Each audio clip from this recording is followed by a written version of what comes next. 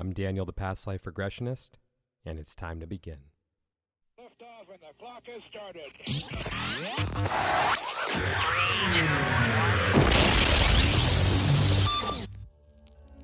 This is Timeless Spirituality.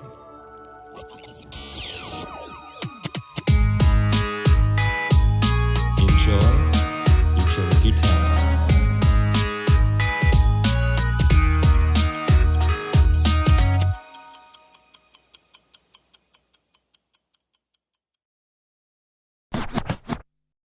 Hey everyone, welcome back to Timeless Spirituality.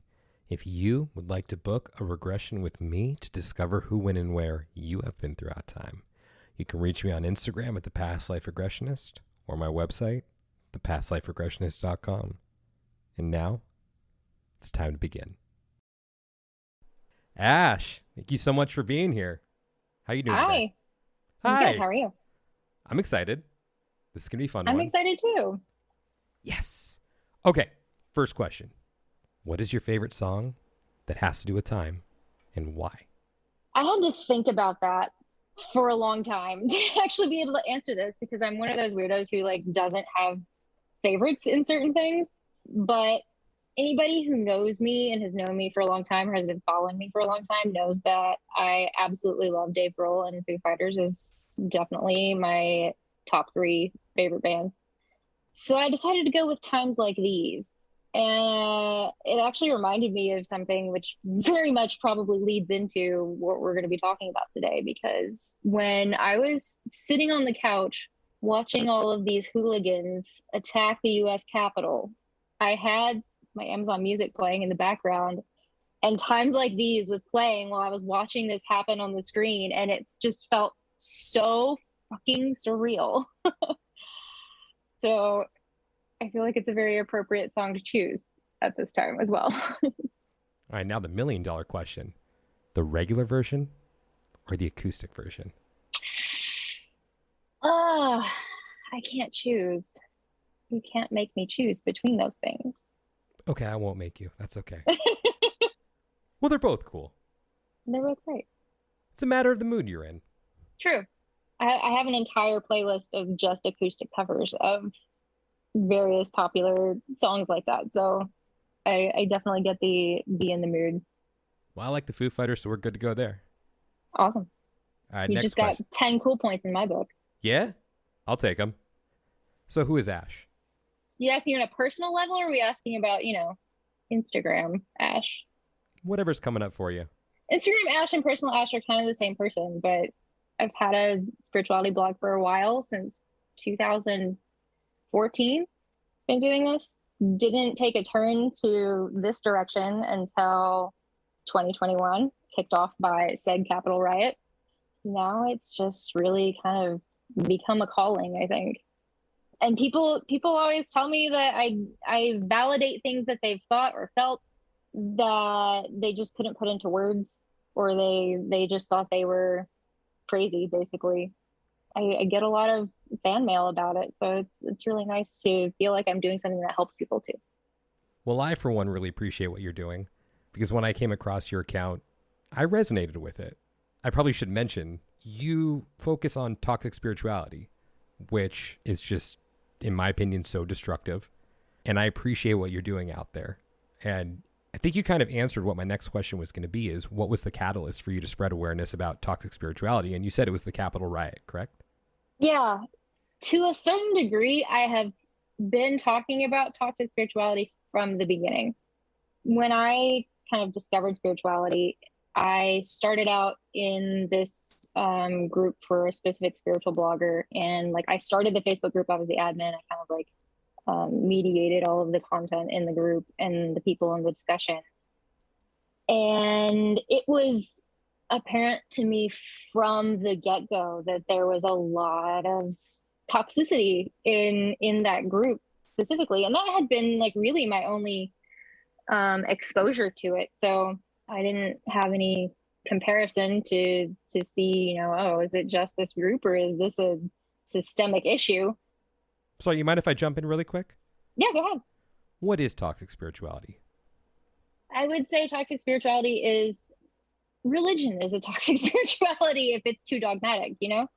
The whole point, I think, of my understanding of spirituality when I first got into it was that it was supposed to be this thing that was free of dogma, that allowed you to kind of explore your own views about the nature of the universe and lead you to become a better person. But as time has gone by, it has become something other than that. And it's just as dogmatic as it ever was. There was a lot of Buddhist influence when I first got into spirituality, and it was very much, based around the Tao and Buddhism and various types of Eastern religions. But as it's become popularized in the West, we've infused it with our own brand of hyper individualism. And that, to a large degree, is what's making it toxic. It has appropriated something and Americanized it to a very large degree, to a point where it's no longer representative of its origins. People have taken certain things from these original teachings and they've infused their own interpretations of them. A lot of it, I think, honestly, it's because we are, we're born and raised in an American culture and we have a very Western view of things. So I think it's the overly simplified Western interpretation of a lot of spiritual teachings is what makes them toxic. They lack context. They lack nuance. They just lack the appropriate awareness of all of the variables that exist around them. And it becomes destructive eventually. And we've merged spirituality a lot with capitalism, which is only making it that much worse. Let's talk about Instagram for a second, because that's where we met initially. How does toxic spirituality show up on Instagram or other social media platforms that you're on? Part of what's driving all of this, I think, is the explosion of the health and wellness industry. I've watched this happen over the last 10, 11 years. Back when I got into spirituality, all of this stuff, if you were into this, you were like the weirdo that nobody wanted to talk to. And people were afraid to talk to their family about it. And we had these like private groups on Facebook where we could all be comfortable exploring and discussing these things out of, the prying eyes of other people who might make fun of us. And to see how it's become so mainstream over the last 10 years has been an interesting thing to watch. When it first started to pick up steam, I was like, oh, this is a good thing, like people are going to learn a whole lot in this process and it could potentially be a really great thing. But then it sort of like latched on to capitalism and it just became another way to commodify and sell products and make money and manifest wealth. And it became completely narcissistic and all about improving yourself without any thought to this whole concept of we live in a collective and we're supposed to be raising the consciousness of humanity, not just ourselves. And that is the influence of individualism. But once it got to that point, people and life coaching took off. People figured out how to commoditize this stuff and to do it on social media platforms. And that is where, the influencers come in and these are people who got into spirituality like 6 months ago and then decided to like turn it into a business. That's not enough time to really dig in and deconstruct your worldviews and your beliefs and your biases and heal your trauma and all that stuff, and it's okay to document your journey as you're doing that. There's nothing wrong with that. But to present yourself as an authority on something that you're basically like, a freshman in college in, you're exerting a level of power and influence over people who are a little bit further behind you on the path. And they're taking their cues from you and you're not even at a place where you can be consciously really guiding anyone because you haven't finished that process yourself. That's an issue. God, I can already hear the voice in my head right now. I'm sorry for jumping in. I could just hear them saying, oh, no. It's not imposter syndrome. No, it's not. See, you are where you are in your journey, but you are the best authority that there is out there because it's you. It's you. You are fully qualified to be It's the presenting yourself as an Dunning-Kruger expert. effect. That's what it is. Dunning-Kruger effect is when novices believe they have more experience and knowledge about a thing than they actually do because they don't know what they don't know. Mm-hmm. I think it's dangerous, but also I do respect the people who put themselves out there in that respect. Me personally, I had been a practitioner for 4 years until I decided to take my business in the social media landscape. I wanted to become confident in what I was doing and have more of a well-rounded experience. And then also stepping out there and saying to myself, you know what? You're ready for this. You've been a practitioner for 4 years, and that's the way you're going to present yourself, is someone who has been a practitioner for 4 years. You don't have to be presenting yourself as a practitioner of 3 years, but you better not do it as someone who's been doing it for 5 years. You've been doing it for 4 years. Present yourself as the way you are. And that's exactly what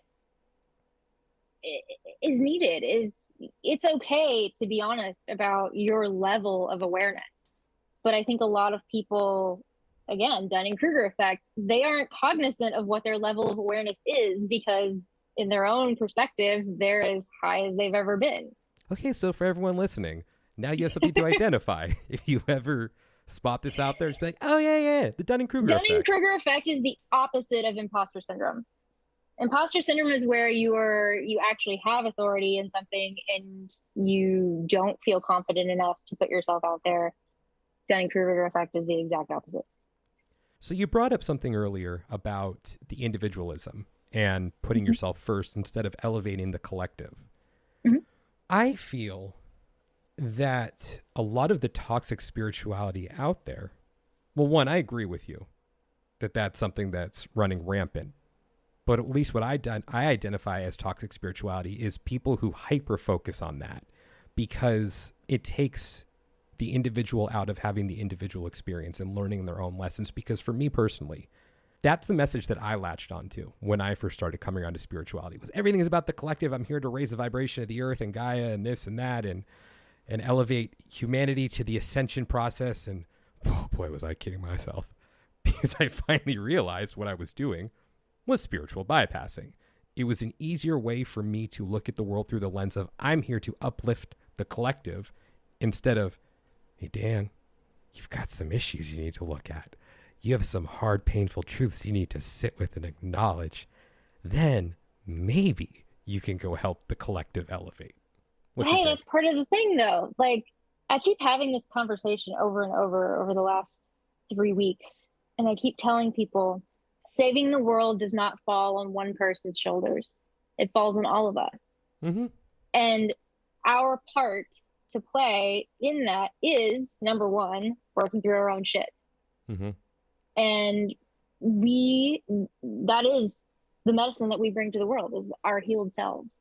So I think it's equally as important to focus on your own personal development as much as helping the collective. There has to be that balance there. And, we talked about Age of Aquarius. This is the Aquarian theme. It's what does the individual have to bring to the collective? Mm-hmm. I think it also comes down to a matter of interpreting the messages you want to interpret it.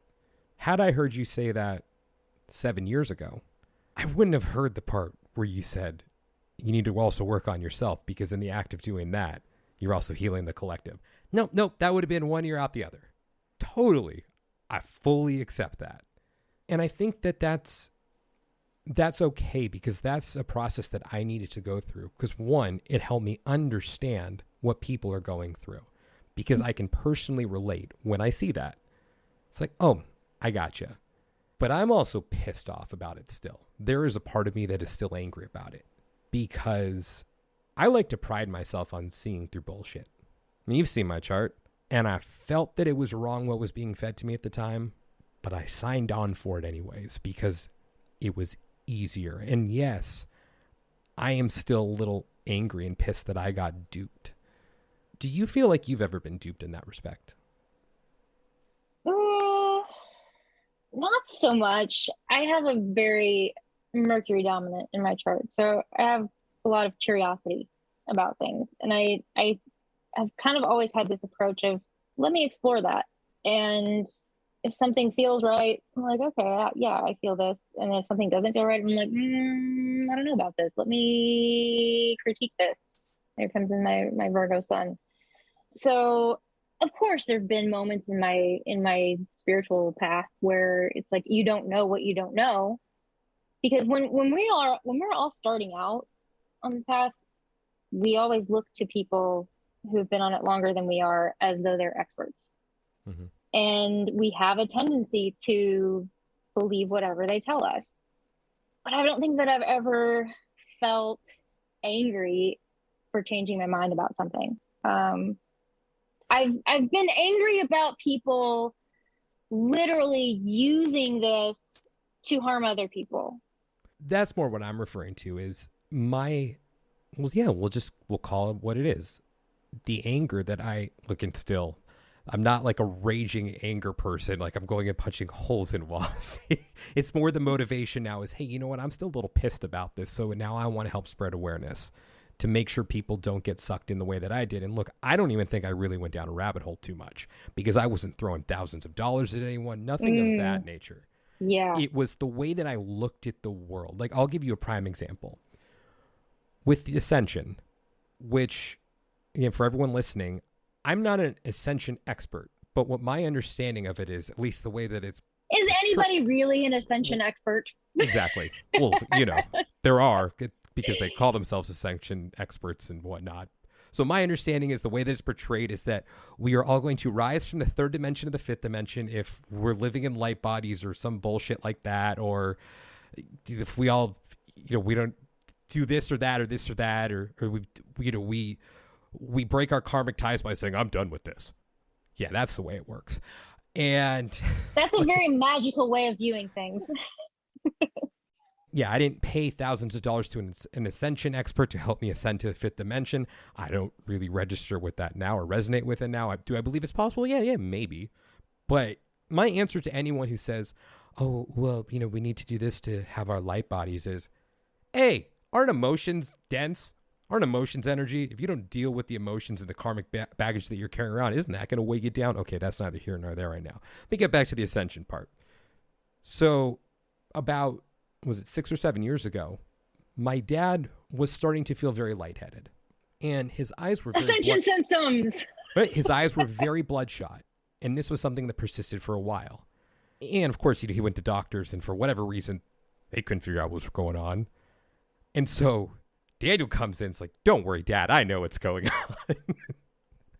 You don't have anything to worry about. Well, my dad ended up in the hospital a couple days later because he had to have a quadruple bypass because he had, what do they call that? A heart attack? So that's where I found it to be very toxic is it's a good thing my dad didn't listen to me. Oh, well, he said it's just Ascension symptoms. So, I mean, and I never even phrased it that way because I was still afraid to utter those words. Right. So I'm just like, oh, no, don't worry. Everything is fine. I know what's happening. Everything is fine. Everything is fine. And I feel like that's where it becomes so toxic is because, I mean, of course, among other things, is you negate the reality that is standing in front of you, which is, hey, there may actually be an issue here. So deal with it. And I'll just give you one other quick story because I really want you to jump in and I want to give you space to roll with this. You know the app Clubhouse? Yes.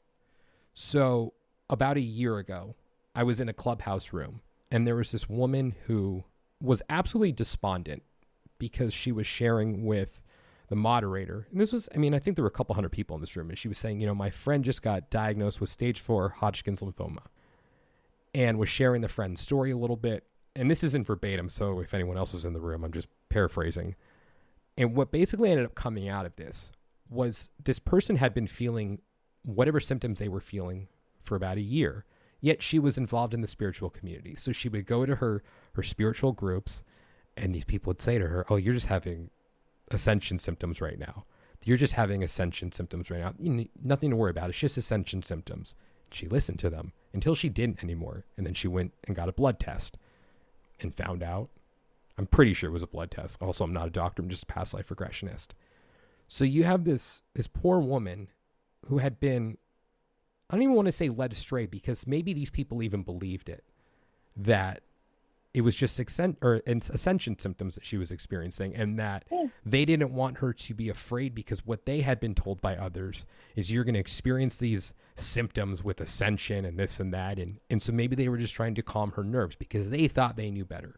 And I don't know what happened with her. I don't know if she's still alive or if she's passed away and she got the help that she needed. I don't know. But that's where I feel it becomes a very toxic element as well, because it takes you away from reality. Now, again, very possible that there is an ascension. I'm not saying that it's not a possibility, but what difference does it make if there is? What can you really do about it? I mean, I don't know if I'm necessarily asking you unless you want to answer that part, but I gave you a lot to work with. Ash, you got the floor. Yeah. So in New Age spirituality, there are a lot of cult-like behaviors. Really great resource for this stuff is Steve Hassan. He's a cult expert. He used to be in a cult. He got out, deprogrammed himself. Now he works with other people who are getting out of cults to deprogram them. He is getting his PhD at Harvard. And he has developed a system to basically, like, you know, you can look at his outline and try to determine like what is and what isn't a cult. And he writes articles on all kinds of things. Like, he basically points out how half of the MLM marketing that people experience with like LuLaRoe and stuff are actually cult mind control tactics. And he talks about a lot of the different types of techniques that cults use to keep people sort of programmed and in the group. And a lot of them are things that New Agers use and believe all the time. So it's very easy for people to get stuck in this stuff. And then when they're in these groups and these circles and these bubbles, basically, where other people are reinforcing it, you just get deeper and deeper and deeper into it. And again, going back to my example from the group that I was in a long time ago, like, it creeped me out because people in there got so cult-like. And I was just like, again, earth sign, very grounded, very practical, big time bullshit sensor. And I was just like, you know, being the moderator in the group, I was kind of like the voice of reason for a lot of people. But there was very much like a big half of it. And eventually we ended up with like 4,000 people in here. So there was a huge chunk of this group that was just straight up mentally ill. And the things that people would post about and talk about were like way out there. And it's like, okay, you really need to go get some help. But instead, they came to the group. And that's one huge problem, is that people turn to spirituality instead of mental health professionals or doctors. They just kind of slowly and surely like pull themselves away from reality. So that's a huge part of what I do with my blog now, is I still think that there is value in a lot of spiritual teachings, but it needs to come from a grounded place. And you have to understand the nuance and the context around where these teachings are applicable and where they're not applicable, or perhaps ways that they are interpreted in the mainstream that isn't necessarily correct or conducive to helping anyone. Trauma-aware spirituality is a big thing that I talk about on a regular basis. I talk about all the ways that mainstream spiritual teachings in the West are very toxic to trauma victims and trauma survivors. And the fact is, a lot of us have trauma. You know, the statistics are that like 80% of people in the US will have experienced at least one traumatic event in their lifetimes. 22% of children in the US will experience sexual abuse. And these are large numbers. And so when you've got these people coming into these circles where people are telling them, well, you attracted this to yourself. You know, your thoughts and your fears manifested your experience. That's just so incredibly harmful to people. And I saw this happen even back in the beginning. I didn't know how I felt about it. I don't think that I have a lot of trauma too, but at the time I wasn't aware even of my own trauma. And a lot of people aren't. A lot of people are not aware of the ways they've been traumatized or how deeply they've been traumatized. One thing one of the reasons why spirituality resonated with me was because a lot of the discussion around it comes from, it would be very useful for a lot of people who are abusers to take some of this spiritual knowledge and use it. But what it usually happens is it's the victims who see it and they think that it applies to them, and it doesn't. For example, this whole, you need to sit and think about your emotional reaction before you react and before you rise to anger or whatever. Yeah, for a person who has a tendency to verbally abuse other people, they could absolutely use that advice. But for someone who's been verbally abused, who's been silenced their whole life, that person's going to think that it's never okay for them to speak up and set boundaries. So it's contextual. You have to know who this applies to and who it doesn't apply to. That's the ways that it can be really harmful for people. With what you bring up there, something that really bothers me, because as a past life regressionist, naturally I deal in the realm of karma. And a lot of people will come to me and will say, yeah, well, I believe on some level I chose this horrible thing to happen. And my response is, you know what? Maybe you did. But that doesn't take away from the fact that you experienced it, that you went through something traumatic, and that in itself makes it real. Doesn't matter if you chose it. Doesn't matter what the reason was. Maybe you did, maybe you didn't. But what happened was real, and your experience was real, and it doesn't take away from the fact that it's real, even if you chose it. So stop with that bullshit. I mean, I don't say to stop with the bullshit part, but it's unnecessary. To what difference does that really make? Does it settle your nerves to think that something is part of a grander scheme and plan? Yeah, maybe. But does that also aid in the bypassing of what happened? I have a different take on karma. A lot of people view karma as, it's like, well, you did this thing in this past life, so you're coming back in this lifetime to experience it again this time around, or to balance what happened in the past life or whatever. I've come to understand karma as being the consequences and sort of like the energetic trail that we leave behind us in each lifetime. And when we reincarnate back into Earth, and this is of course explaining this, assuming that time is linear, which it is not. When you reincarnate again, you reincarnate back into the same energy that every human being has left on Earth when they died. So what's actually being left behind are these ancestral karmas, these lineages of unhealed trauma cycles that have been passed down from one person to another person. The trauma that has been inflicted on entire collectives and societies through systemic oppression and the systems and the cultures that we've built on Earth over thousands and thousands and thousands of years. Every action that you take that reinforces that programming and that existing system, that matrix, is a piece of karma that you're leaving behind. And every action that you take to dismantle that is working toward alleviating that karma. And so that karma is here when we leave, and it's still here when we come back.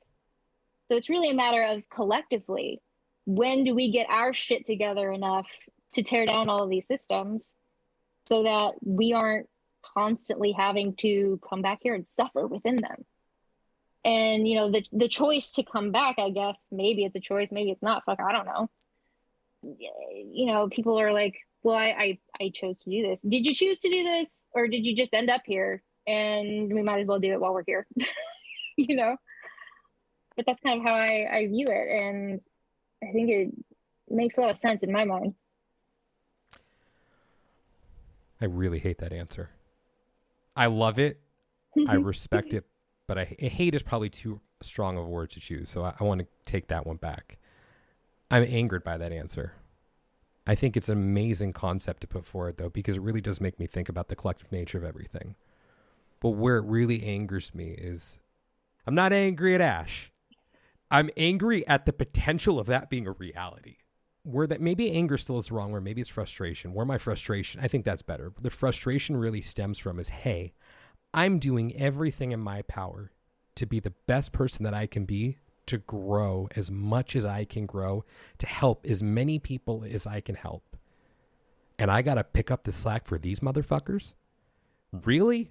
That's what you're trying to tell me right now? Of course, again, you're just putting an idea forward, so I'm not putting... No, again, like I said, saving the world does not fall on one person's shoulders. Yeah, it's a collective thing. But I guess there's something, dare I say, comforting about the idea of, look, I believe in oneness.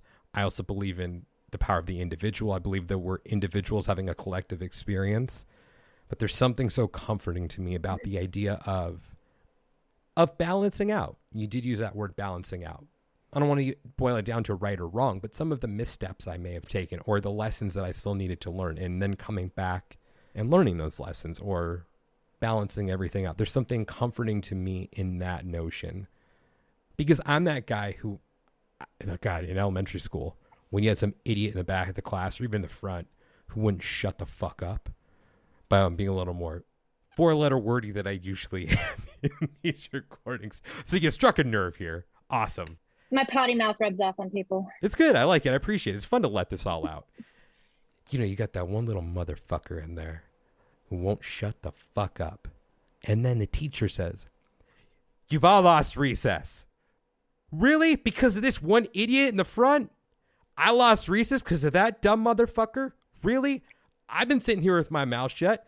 I've been raising my hand to be called on. I'm not talking to my neighbors. I'm putting up the little peace sign to get everyone quiet because that's what we're supposed to do. And I'm being punished for this little motherfucker? What the fucking fuck? Yeah, I guess some of my my issues are coming to... Wow, you're a miracle worker here. Well, the beauty of it is, collectively speaking, one person can't ruin it all. This is like a critical mass kind of thing. Mm-hmm. You know, you've got to get enough people to the tipping point to start making change. Now, where you have issues is the fact that we have the majority of the power in the world is held by a very, very small number of people. Mm-hmm. But there's more of us than them. And that's where the collective comes in. So you had mentioned earlier, by the way, do you still think I'm cool after that little tirade there? I mean, well, I have no problems with the tirade. Did you think I was cool before that? All good in my book. All good in my book. I think it's really interesting how you brought up the Capitol riots being the catalyst for you really becoming, I don't know if an advocate is necessarily the word, but spreading awareness about toxic spirituality. And I believe what I'm hearing you say is the implication here is that there is a small group in power and that there is more of us, and that it is up to us to dismantle the structures that are in place and that have been in place for thousands upon thousands of years that perpetuate the systems of oppression. Because let's call a spade a spade. They are systems of oppression. It's not about personal accountability. There are systems in place that are systems of oppression. Mm-hmm. I'm sorry if that offends anyone. I'm sorry if I've hurt your feelings. That was a mic tap drop moment. I don't know if it... Okay, anyways. So ultimately, is that what you're aiming to do? Is spread awareness to the point where we understand collectively that it is on all of our shoulders to step up and create a better world for ourselves. And in the act of doing that, that you need to call out the grifters. Yeah. And I apologize if you hear sirens out there. Oh, there is perfect. there is no quiet place in my apartment. That was perfect for the sirens to come in at that point. You can edit that out if you want to. I've always recognized that that's what spirituality is supposed to be doing. That I guess I have a minor in sociology, so this clicked with me very early on that this is the purpose. So the fact that it's been so heavily focused on the individual and your own personal healing and completely ignored everything else that's going on in the world has been like, just for me, it's like, no, that's not what this is about. I mean, that's only part of what this is about, you know? Yeah, I just think that we're at a place now in history, like in our conscious awareness in the West specifically, where we're more aware and accepting that these things exist. And I think it makes sense for us to look at where we fit in as light workers, as spiritual people, as whatever fucking label you want to put on yourself, where we fit in terms of the actual reality that we live in, as opposed to sitting in the corner with our fingers in our ears, pretending that it's not real and we can just, magically manifest a unicorn for our own personal enjoyment. That was a way of putting it. I appreciate that. Let's go back to January 6th for a moment. When we spoke before the recording, I think I made it very clear to you where I stand politically, right? I was pretty clear with my terminology, right? Mm-hmm. And I don't like to speak about my politics on the podcast because I feel it's unnecessary. But I will say this right now. I am definitely not going to be advocating on behalf of what happened there on January 6th with the statement I'm about to make. I'm not supporting it in any way, shape, or form. But I guess my question for you is, wasn't it just a group of individuals who came together to try to dismantle a system that they themselves thought was oppressive? Even if maybe they were under a cloud of illusion or delusion, or can there be an argument made that that's what they came together to do? Of course, because you can flip any argument on its head. Narcissists are great at that, at taking any argument you make against them and flipping it around and making it about you. The whole thing with Capitol Riot, to me, this isn't about politics. This is about the bastardization of spirituality, and that's what QAnon is. Okay, QAnon, you're talking. Yeah. Yeah, I'm talking specifically about QAnon. Okay. I watched this bubble up for a year prior to the Capitol riot. I didn't know anything about it until a friend of mine. Let's be honest. Conspiracy people have always been a thing in the dingy corners of spirituality. They always have. Yeah. And when a friend of mine first started telling me about QAnon, I think it was like April of 2020. And when I started to actually pay attention and look at it, I was like, this is not good. This is bad. This is going to be really bad. And at the time, nobody was paying attention to it. Like, the media hadn't even caught on to it yet. But I could see the seed of delusion being planted. The fact that it was being driven by a spiritual narrative that was obviously being used for a very misunderstood and misguided form of spirituality was infuriating to me. And then having conversations with people who'd gotten into it and just seeing how indoctrinated they'd become, I knew it was going to be bad.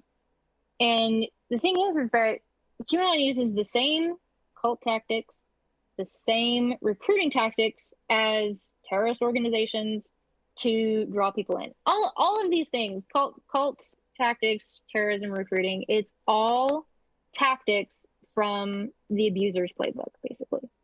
They're just used for a specific purpose. So having been able to see how those behaviors are happening and how it was happening collectively and in groups, it's the same spiritual abuse that happens in spiritual circles was happening with QAnon people. And it was just a very alt-right version of it, I guess. It was like, wow. And people were very confused by it. I think they were like, how did this happen? How did this take off? How did a bunch of Nazis and yoga teachers end up storming the U.S. Capitol? It makes sense when you realize that we were under the stress. We are still under the stress of a pandemic. That is a lot of stress to put on your nervous system. You got people in the U.S., all over the world, who have never dealt with their own trauma. And the stress being put on their nervous systems during this time period, people are scared. They're resorting to coping mechanisms. And a lot of those coping mechanisms are exactly what you pointed out earlier, where these people are trying to calm your fear by clinging on to a belief that isn't necessarily true.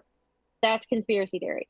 It's easier to believe the mental gymnastics of a conspiracy because it explains something and it makes you feel safe and in control, or at least that you can know what to expect, rather than believing that the world is chaotic and scary. I think you put that all brilliantly, and I'd like to sprinkle some things on there. There's an expression in writing that only fiction needs to make sense. Nonfiction doesn't need to make sense, but fiction does.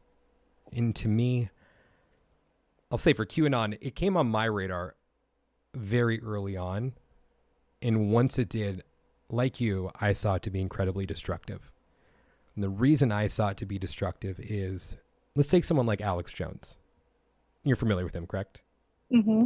So yeah, for everyone listening, if you're not aware of Alex Jones, the guy appears to be a lunatic. Let's just put it that way. I believe he's someone who capitalizes on people's fear, makes a lot of money doing it. But what really drives me crazy about Alex Jones is I feel that maybe 3% of what he says is true. And the other 97% is just, it's just that. It's for fear. That's how it works. Is you put just enough truth in it to make it somewhat believable. And that's all you need. And to be honest, I don't think Alex Jones believes half the shit he's putting out there. Probably not.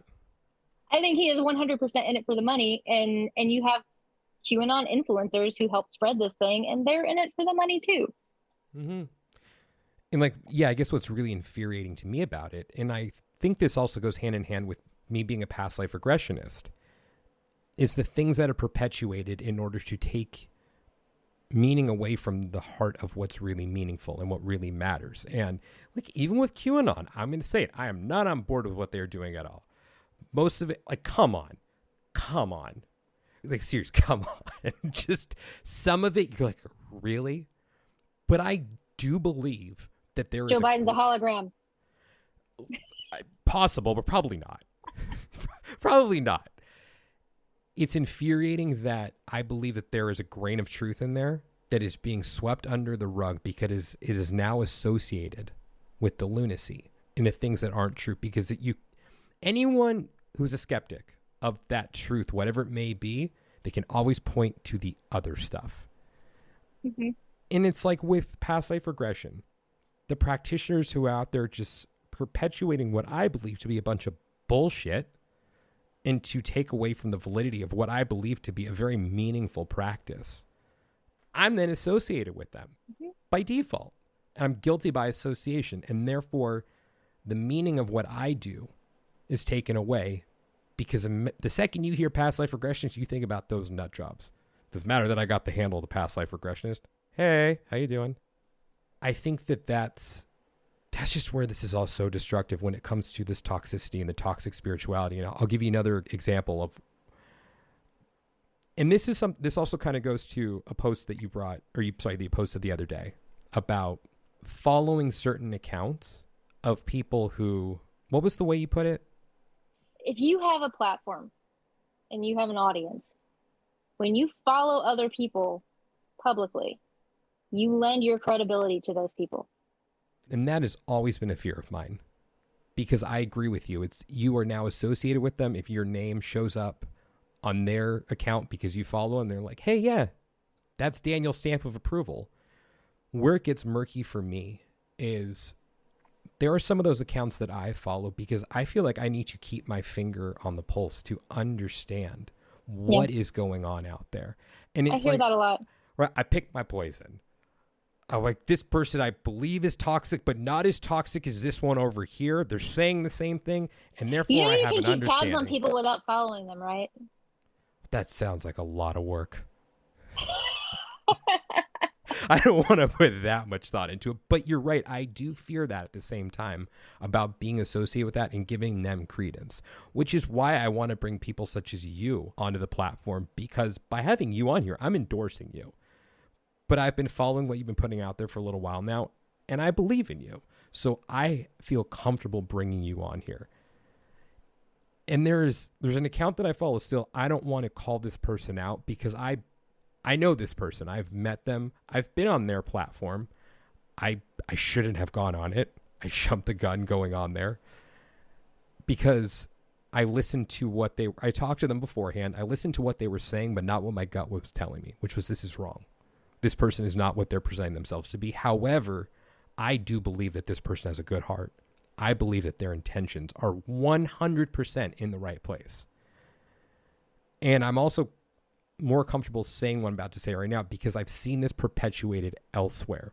So I also feel like I'm not even throwing this person underneath the bus because, well, I also just don't believe that this only comes from their mind, even though they may present it that way. There was a post that they did talking about how reptilians are basically in control of everything, which, yeah, maybe it's possible. But that reptilian, I'm probably going to butcher this one, but whatever. It's the gist of it. That reptilians created flies in order to record us, and that the flies are spying on us. This is a QAnon thing. It's a QAnon. Oh, this is a QAnon thing? I'm pretty sure this is a QAnon thing. I've heard this. The birds too. The birds are also like drones that are spying on people. Yeah, I've heard the bird ones, but this one was specifically about the flies. so maybe it's like you were talking about what you talking about before, how there's the merging of these or blending of these ideas. And that's the whole thing about QAnon is it is such a it's such a LARP that it's a choose your own adventure LARP. Every well, I won't say mainstream conspiracy, but every major conspiracy theory that's ever existed has somehow like found its way into the QAnon storyline. Which again, only fiction needs to make sense. And I'll say this about QAnon. It sure seems to make sense the way that story's been put forward. It's so perfectly manicured in a very imperfect way. My feeling with the fly post about how the flies are recording us is, do I believe it's important to spread an awareness that there are systems in place that may be controlling us if it's done in a responsible way? Yes. Does it go to the extreme of reptilians are in control of everything? I don't know. Maybe. What difference does it make at the end of the day? My problem with the fly thing is, for someone who is susceptible to fear, you've now scared the shit out of them. For the second they walk out the door, they think they're being recorded. And look, even if the fly thing is true, which again, I'm not saying it is, because I don't believe that one bit, what difference does that make? How can you possibly change that? How can you eradicate all the flies from spying on you? So I guess it becomes a matter of discernment at that point for what information you want to put out there into the world. Because even if that's true, what difference does it make? How is that going to enhance the quality of someone's life by learning that the reptilians created flies to spy on you? Ash, you have the floor. It's not. And I mean, that stuff is so far out of the realm of anything that I would ever even touch with a 40-foot pole that I don't even feel like I need to comment on it because it's just like absolute lunacy. I probably could have summed it up that way too. Thank you. But that is a common theme. Like, you know, back in the day when I would see a lot of conspiratorial thinking in spiritual circles, you've got these spiritual people talking about fear. We shouldn't be in fear. Fear is bad. And yet you're talking about all these things that literally the absolute end product of them is fear. Like, how do you not see that? How do you reconcile that? It just doesn't compute to me. Well, in this person in particular, I do believe that they feel that they're doing the right thing. And it's a shame. It's hurtful to see it because I feel like this is someone who's been co-opted by others and who's been brainwashed by others into believing these things. And also to see that the platform is so massive and the damage that they're doing to others. I don't know if you feel this way. Maybe it's just, for me, it's fighting the urge to employ those tactics myself, of using the hot, sexy buzzwords, or if I talk about all the alien sessions all the time, like once in a blue moon, I'll bring them up. But the reason that I don't at least focus on that primarily, I mean, maybe this is, as we're recording this in the spring of 2022, I've released 20 episodes of the podcast up until this point. I don't know, maybe aliens have brought up once or twice, but I easily could have filled 20 episodes with those sessions. But what difference does that really make at the end of the day for people? How does that enhance the quality of their lives and help lift the traumas that they've dealt with and take them away from the heart of the issue, which is life, the meaning of being here and the meaning of the human experience, and not being flashy or sexy? Now, could my platform be massive if I engaged there? Yeah, it probably could be. Am I going to ever rule out going there? No, I'd be a fool to say that I will never go there, because maybe one day I'll find a way to strike that balance. and find a way where it doesn't take away from the meaning of the human experience, and where it doesn't have everyone's head in the clouds nonstop, and that only want to focus on this and not on that. You got a lot of people that they want to be in the clouds all the time because that's preferable than dealing with the day-to-day of reality. Right. And that is, I mean, I think that describes a shitload of people in the spiritual realm. It is an escape from reality for them. So I guess my final question for you is, how do we dismantle a system that rewards that type of behavior? Because I'm sure you know some of those accounts that I'm talking about, the ones who have hundreds of thousands of followers because they spread these things, and still they may be coming from a well-intentioned place. How do we dismantle a system that rewards that and doesn't reward what really matters? Again, maybe that's just the way that I view what really matters. Maybe I'm completely off base on this one, and what really matters is posts about the flies recording you. Maybe that's the most important thing in the world. Maybe. Right? How do we create a system which rewards authenticity? I ask myself that question every day. And ultimately, you can't control who decides to follow who. The only thing you control is yourself in the system. So you live your life, you manage your platform with the most integrity as you possibly can, the most transparency as you possibly can. And the people who are ready for that will find you. Like, I talk about this all the time with these, big time influencers who, like, to me, it's really obvious that they're full of shit. And then people come and find me and we'll be talking about them and they'll tell me, yeah, I thought something was off with them, but, I just thought maybe it was me, or I couldn't really put my finger on what it was. And then when I found you and you were talking about it, I was like, oh yeah, this is it. And it's because these people do have these massive platforms, people think that follows give someone credibility. And it doesn't. That it's social credibility, but it doesn't actually mean that person knows what they're talking about. It doesn't actually mean that person is an authority in anything. It just means that they've somehow managed to make a connection with a bunch of people. And I think their followers are in two different camps. There's the camp of people who are like, well, you have 100,000 followers, so you must know what you're talking about, even though I kind of feel off about it, but I'll hang around. And then you've got the people who are like, I'm following you because I 100% drink your Kool-Aid and I want to be just like you. So these are two different groups of people. You're never going to get the Kool-Aid drinkers because there's a reason why they've gravitated to those people. And until they get burned or have some kind of like life-altering experience that shakes them free of that path, that's where they're going to be. But it's the people who are on the fence that are the ones we're trying to help, I guess. And, we do that by talking about this stuff. I talk a lot about the wellness industry and the coaching industry specifically too, because there's a lot of overlap with spiritual concepts there. I started talking about that back in 2018 and it was like crickets. Nobody was hearing it. And I took a very long break from Instagram. And then when I came back, here I am, 3-4 years later, and I'm starting to see more and more and more people talking about it. More and more people are recognizing the harms. It's a consciousness that's growing. And again, this is the thing where we have to like reach a critical mass. The only way for us to do that is to have more voices. So it's a matter of spreading awareness at this point. Yeah, I think so. And then hitting that tipping point. Mm-hmm. Because there's no authority out there who's gonna like, certify people or say, yeah, this person's not full of shit.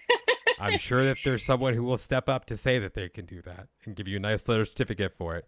I'm sure. But, I think just finding people who can give us a grounded perspective is important for everybody, especially if you have a tendency to like be very gullible or fall into very deep rabbit holes. It might be good for you to find a rope to tether yourself to, just to give you an alternative perspective.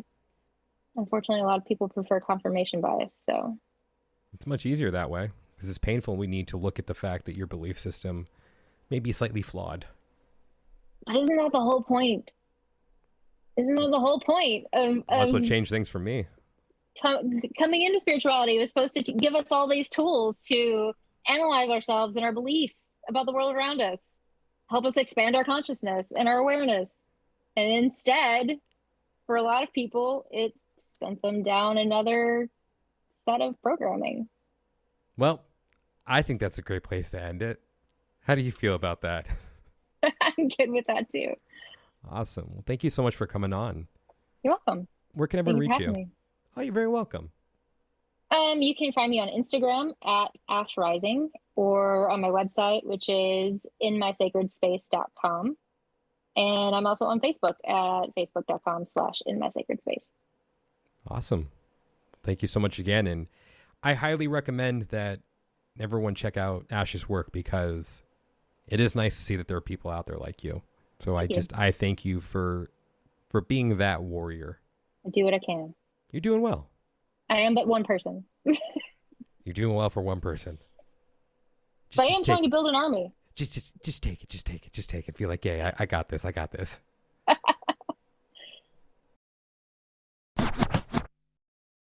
Fellow time travelers, your journey through time awaits you. Just want to thank you guys so much for listening to today's episode. And if you're interested in discovering who, when, and where you have been throughout time, and you'd like to book a session with me, just go ahead and send me a message on Instagram at The Past Life Regressionist, or you can reach me through my website, yourpastliferegressionist.com.